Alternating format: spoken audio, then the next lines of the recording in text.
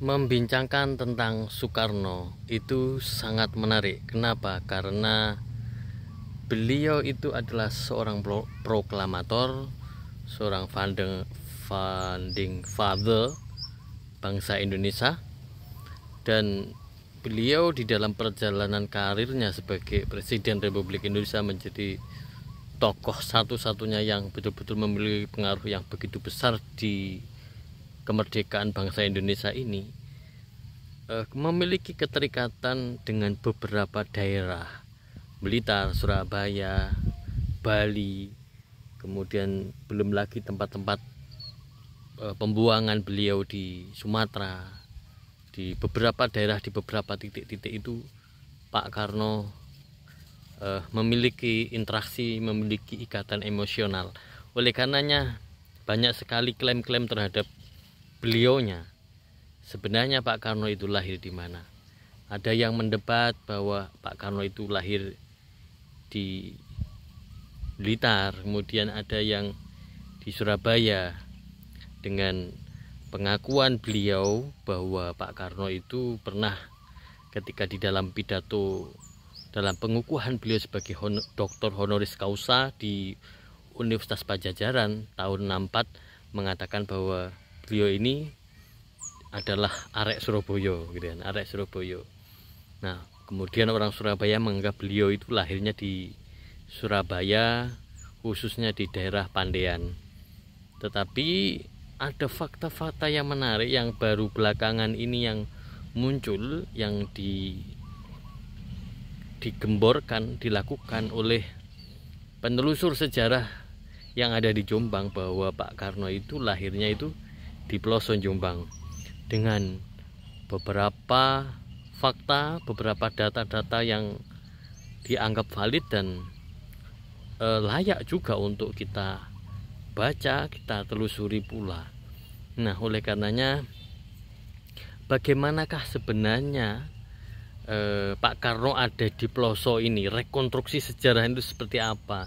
Dan tentu ini sangat menarik kalau ini kemudian diakui sebagai sebuah sejarah bahwa Pak Karno lahir di Ploso, tentu akan mengubah penulisan sejarah tentang Pak Karno, karena datanya juga tidak tembre-tembre ya, tetapi datanya juga valid, dan beliaunya yang saya kenal seperti Mas Faisal itu siap untuk beradu data. Berikut wawancara saya dengan Mas Faisal yang ada di rumahnya dekat pesantren Denanyar. Berikut wawancara saya, ikuti. Dengar-dengar Pak Karno ini datanya itu pernah ada di Ploso. Itu lahirnya ya. Kira-kira itu datanya itu valid atau tidak ini, Mas? Bagaimana menjelaskan tentang ini? Iya, kalau soal kelahiran Bung Karno yang kita sebut saja versi di Ploso ya. Ya. Lahir di Ploso itu sejauh ini kami para penelusur sejarah di Jombang itu sudah menemukan arsip-arsipnya itu insya Allah sudah sangat valid. Sangat valid ya? Insya Allah sangat valid. Jadi nanti boleh lah. Kita kan sebenarnya sudah siap sejak tahun lalu. Kita mau dipertemukan dengan kubu yang pro lahir di Surabaya, itu sebenarnya kita sudah sangat siap. Jadi kapanpun kami siap dipertemukan dalam forum ilmiah untuk mempertahankan. Versi Ploso ini memang beliaunya benar-benar lahir di Ploso. Ada juga yang di Blitar kan ya? Kalau versi di Blitar memang ada, bahkan cuma itu kan istilahnya sudah gugur ya. Sudah gugur. Jadi sekarang tinggal dua versi aja lah kita anggap gitu. Iya. Jadi tinggal versi lahir di Surabaya atau lahir di Ploso. Kalau Blitar memang ada arsip yang menyebutkan lahir di Blitar. Bahkan itu sebenarnya bukan di Blitarnya, disebut di Tulungagung. Di Tulungagung, ya. Kita sudah temukan arsipnya di koran era kolonial itu memang ada.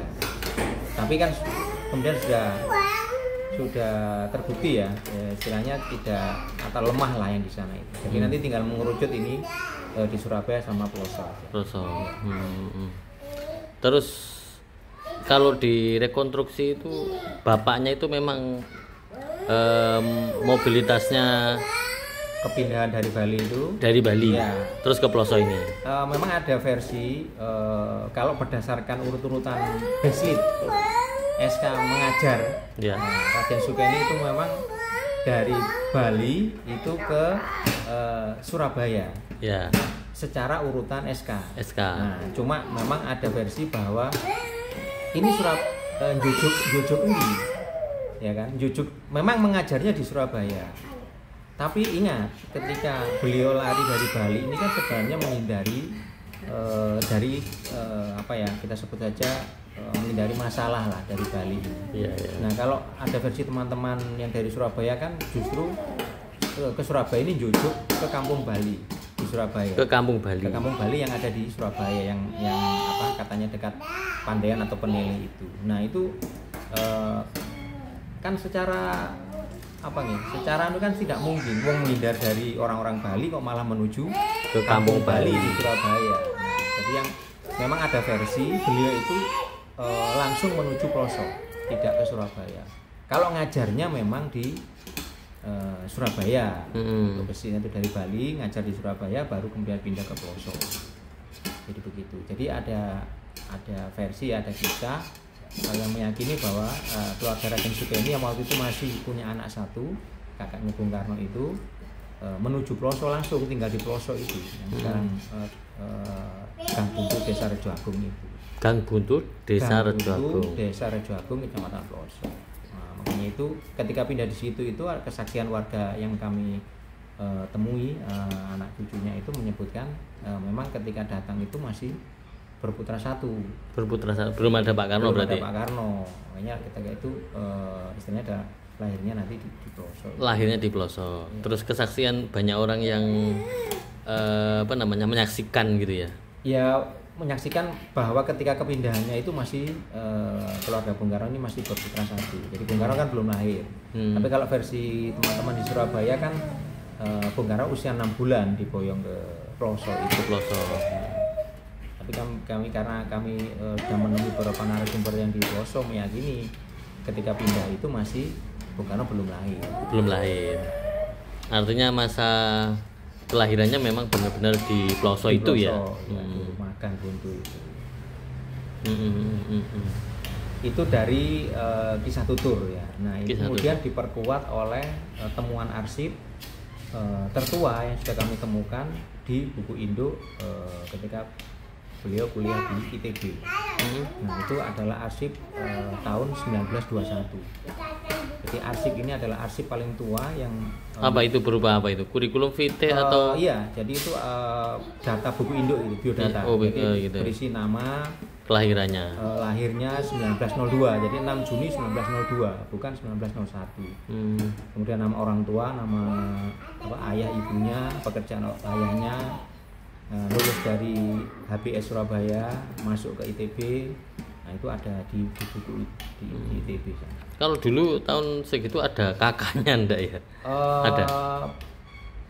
Enggak, ya, kakak atau akte lahir ada ya, tapi kalau di masa itu namanya stambuk ya. Stambuk. Jadi bapaknya Bung Karno, Raden Sukeni itu punya stambuk berisi data riwayat hidup, kurikulum vitae, data-data beliau. Jadi di situ berisi data keluarga, riwayat pekerjaan begitu. Kalau akte lahir memang belum ada standarisasi waktu itu. Jadi memang ada yang pencatatannya belum seperti yang kita kenal sekarang ya. Belum rapi lah. Kalau sekarang kan merujuk pada kabupaten. Yeah. Nah, misalnya saya ini lahir di Desa Denanyar gitu ya. Tapi kan yang ditulis lahirnya Jombang kan gitu. Nah, kalau dulu ada yang ditulis distriknya, ada yang ditulis mungkin kawadanannya, ada yang ditulis kabupatennya ya, region chart-nya. Jadi memang belum ada standarisasi. Kalau di Ploso berarti bapaknya itu memang ngajar di Ploso juga? Ngajar di Ploso, jadi di TOED kelas Inland School. Jadi kalau orang-orang desa menyebutnya sekolah Ongkoluru. Sekolah Anggoloro. Karena dulu untuk anak-anak pribumi itu ada 2 ya, ada sekolah RST kelas Inland School sama 2D kelas Inland School. Nah, untuk yang di pelosok itu Pak Sukeni ngajarnya sebagai mantri guru di 2D kelas sekolah Anggoloro. Nah, ketika nanti beliau pindah ke Mojokerto, iya. Nah sekarang jadi SD Purwotengah itu adalah RST kelas. Jadi sekolah Angko Siji. Ya. Itu kalau di pelosok itu kira-kira berapa tahun ya, Pak Karno? 5 tahun. 5 tahun ya. Mulai 19 pindahnya itu bapaknya mulai Desember 1901 sampai nanti pindah 1907. 07 ya, ya 5 tahunan lebih. Nah, kira-kira nasib data ini dengan ke depan akan bisa merekonstruksi sejarah itu bagaimana, peluangnya? Ya, kalau kita bicara peluang, ini kan istilahnya kita tetap jalan paralel ya, jalan beriringan. Jadi mungkin nanti kita tetap mengejar untuk pengakuan dari instansi resmi, entah nanti dari keputusan pemerintah Kabupaten Jombang atau mungkin dari tingkat penetapannya ya, penetapan sebagai cagar budaya itu apakah dari provinsi atau tingkat nasional. Tapi di samping itu kita tetap sambil menunggu proses itu kan, itu prosesnya kan panjang ya. Jadi kita nanti tetap menggarap yang